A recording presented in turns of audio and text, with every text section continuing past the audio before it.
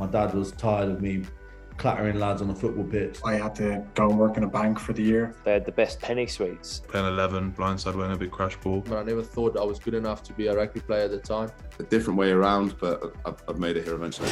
My pathway from school wasn't as smooth as maybe other guys that have got into the national team was. I sort of had to work very, very hard I didn't get brought into the Leinster Academy straight out of school like a lot of guys would. I had to do a year in the sub academy, and because I wasn't getting paid in the sub academy, my parents sort of made me get a job, and I had to go and work in a bank for the year. So I was playing club rugby from Aries, playing in a bank, didn't go to sub academy training, but thankfully I played well for my club and got picked for the Irish 21s, then got brought into the academy, and didn't spend too long in the academy because Michael Cheika came in and saw me play in one of my first games that season. And remember like yesterday, I was sitting on the edge of the pitch at the end of the game, and he came over, tapped me on the shoulder and said, see you at senior training during the week. I was just like, what? I'm only just in the academy a couple of months, and I went up and had to work hard to get into the Leinster team and work incredibly hard to get into the Irish team. So didn't get my first cap till 24. So it was a long 4 or 5 years trying to get my way into that number 10 jersey. So I started playing rugby at Crediton Rugby Club. Was my kind of junior rugby club. I stayed there and played culture rugby there. I didn't go off to a rugby school or go sort of that traditional route that lads tend to do nowadays. I then went off to it's now Cardiff Met, was formerly Uick. Did 3 years there, which kind of really kicked it on because it's university rugby now is basically semi-professional. And from there, I was fortunate enough to get picked up by Doncaster in the Championship. Did a year there, and lo and behold, I was managed to get picked up by my hometown club post that and come back down to Exeter. So, a different way around, but I've made it here eventually. I'm from a bit of a rugby family. Both my elder brothers played rugby. My dad played rugby when we were younger. We used to go and watch him all the time playing rugby. And then by the time I was coming through, my 2 older brothers would be playing. I'd be watching them. I'd be joining them with them and their mates. Then through school, I played with my primary school. Into secondary school, I played with Belfast Royal Academy. When I left school, I played a short stint with Academy Rugby Football Club, where we got promoted. Following that, we got into the Ulster Academy, and then the Ulster Academy got a few opportunities, Irish 20s then after that, and following that got into the Ulster squad, and here we are. Rugby was in my family. My brother played, my dad played rugby. We went to school down in Newcastle under Lyme, and then when he moved up to Scotland, he played in Glasgow. So I started playing when I was primary 3, primary 4. Went through the pathway at Bigger Rugby Club, which is our local club, until S1, and then I was sort of fortunate enough to go to boarding school, Merchiston Castle in Edinburgh, and sort of did all of my senior school there and sort of my rugby upbringing there. And from when I left school, from there I went into sort of the National Academy in Scotland. Got contracted to Edinburgh. Sort of sadly I spent the next year or 2 injured, so I left my contract at Edinburgh and just went back to playing amateur rugby. Started playing at Harriets for a bit of fun, a bit of social side as you do as a 21-year-old. Enjoyed the perks that came with that, and then just went from that. Got picked up by Scotland Sevens, and then picked up by Glasgow, and I've been here ever since. So that'll be sort of 9 years now. No, I started as an 8, then actually went to the Lucid for a little bit at 13. So I started at 12. I might have been a Lucid then at 8, but then I went to centre, then wing for a bit, playing 11, blindside winner, big crash ball.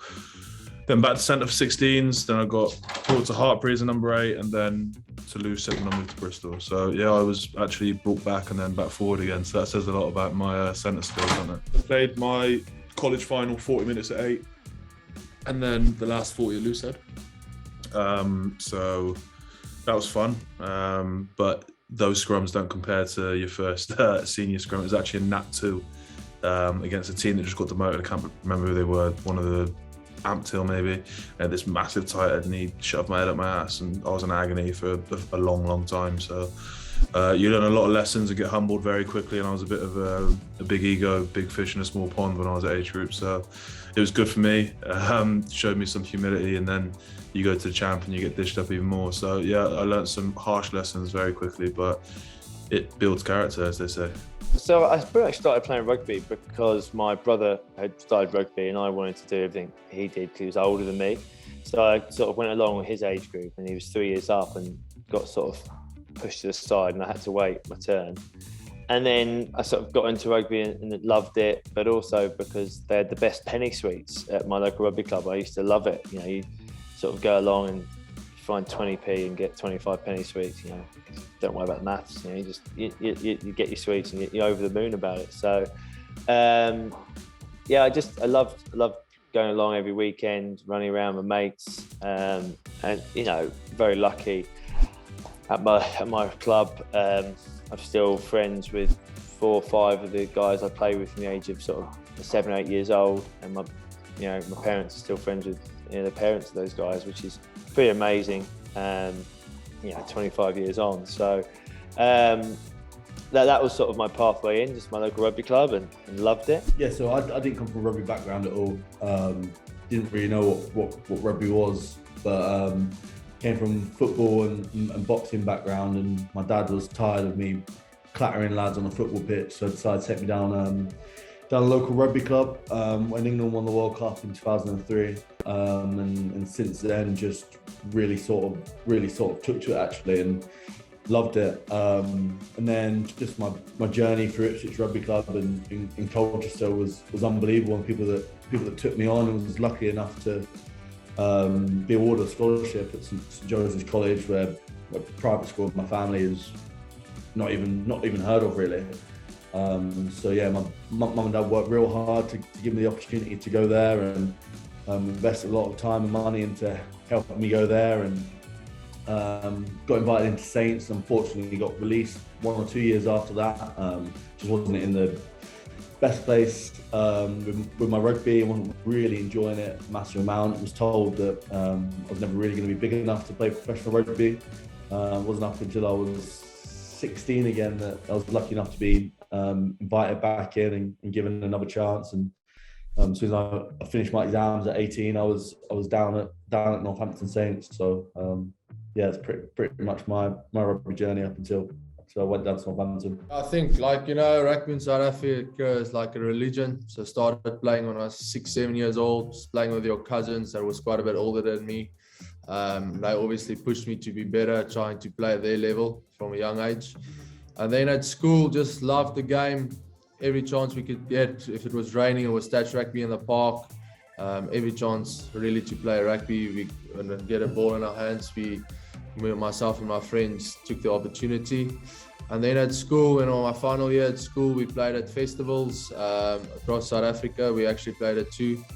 And then after the game, one of the Sharks scouts came to me. I never thought I'd be a rugby player. I obviously loved the game, but I never thought I was good enough to be a rugby player at the time, because I wasn't in a big rugby school with like a well-known rugby school at all. And then, so we played at a festival. The recruiter came to me and he asked, "What you doing next?" So we actually had a next tournament after that one. I'm like, "Well, I'm off to Potch next week for the next tournament." He's like, "No, what you doing next?" I'm like, "Well, you mean after the game while I'm going to a shower?" He's like, "Nah, what career-wise?" I'm like, "Oh, okay, now I'm probably going to go study physio," or that was what I was looking at the time. He's like, "How would you like to come down to the Sharks and play rugby?" And I thought like he was joking at the time, and then they sent through like academy contract at the time. I flew down there to go check it out and spoke to my dad, and he's like, they went to army for 2 years, obviously. He's like, go do it, see how you get on. If you enjoy it, keep doing it. If you're good enough, if not, 2 years out of your life is not the worst if you have to go and study then, and the rest is history, really.